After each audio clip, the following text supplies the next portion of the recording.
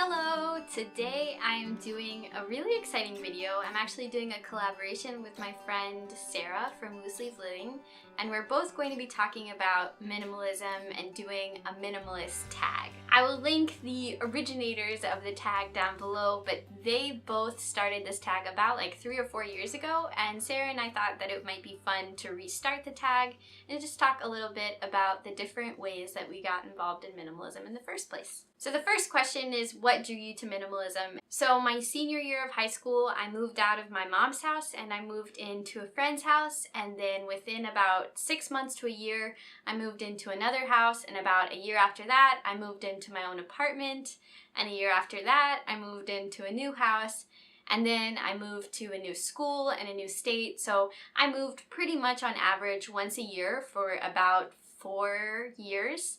And that made me realize that I had a lot of stuff. I, of course, didn't have anyone to help me move my stuff, and I didn't have enough money to pay for like a moving company or a moving truck. So I had to be able to fit all of those things in my car, if I had a car at the time, which I didn't always have, or a friend's car, and that's really what got me to pare down a lot. The next question is, how did you start the decluttering process?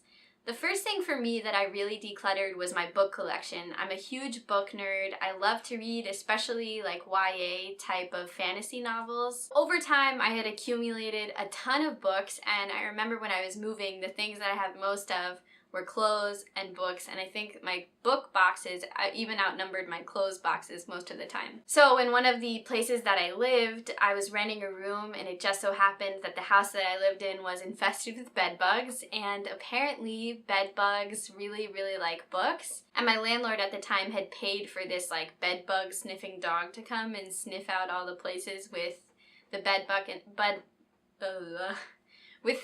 bug infestation. And my books was one of the places where the bed bugs were. So I had to throw away all of my books. So that was the first time that I really got rid of a lot of stuff. And I realized that if I could live without my gigantic book collection, I could live without a lot of other stuff. And then decluttering became the norm. Next is, have you ever counted all of your things? If so, how many things do you own? I have never counted all of my things, but I do keep a list of the number of clothing items that I have, because that's one of the things that I sort of can go overboard with. And so I think right now I have about 120 items of clothes, including my underwear, pairs of socks, and shoes. One of my next steps eventually is going to be having a list of all the other things that I own. For me personally, it's really helpful to see it on like a spreadsheet or on a piece of paper, because then I can look at it from like less of an emotional point of view and easily, like eliminate things and declutter them that way. Number 4 is, what are your tips for dealing with the desire for more? I guess what I just said is probably a tip.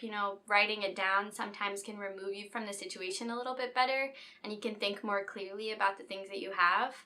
Also, just remembering that the things that you have aren't really that important. Just recently, I bought some makeup from the store, and I was really excited about it, and I really wanted it, and then I took it home, and I thought, like, I really want this makeup, but I could spend that $22 on something else that's gonna be a lot more fulfilling for me, and I don't really need this makeup.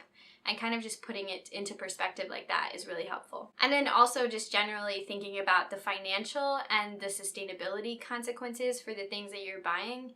Every time you buy something, 1, you're spending a lot of money on it, and 2, you're hurting the environment. And when I think about it that way, that always makes me reconsider what I'm getting. Next one is, how do you deal with non-minimalists in your life? And I think I'm actually going to make a whole separate video about this, but the honest fact is that it's really hard. My partner, who I live with, is not a minimalist, and the people who I currently rent from are not minimalists either. So the house that I live in is a pretty anti-minimalist household. I have some strategies, but mostly it's just trying to convince the people of like living a minimalist lifestyle and approaching it from a really slow and steady perspective instead of trying to get them to change overnight. And it's kind of interesting because actually my landlord just asked me to help her declutter some of her clothes, and my partner told me the other day that he wanted to clean our room, and we did like a big minimalist room transformation. So slowly but surely they are changing. And last but not least is, do you have any guilty pleasures where minimalism doesn't apply? Why did you do that? Love you. And the last question is, do you have any guilty pleasures where minimalism doesn't apply? And I would say that I don't have anything where minimalism doesn't apply.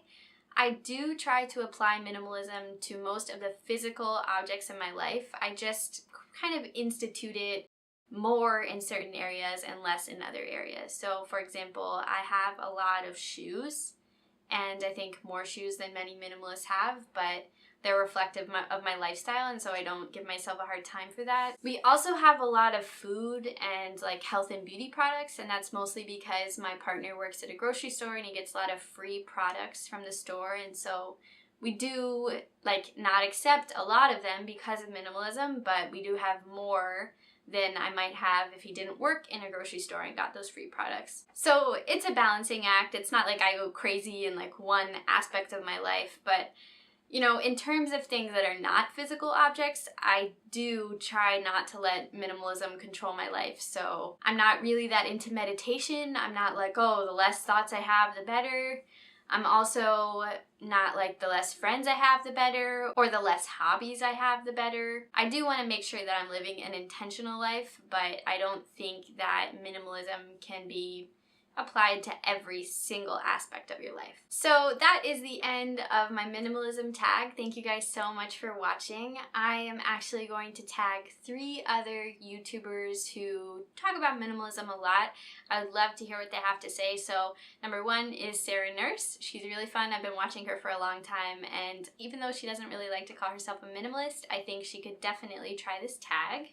2 is Madeleine Olivia. She does call herself a minimalist, although her channel isn't completely focused on that, and I would really love to see her do this tag. And then finally is Tiffany Marie.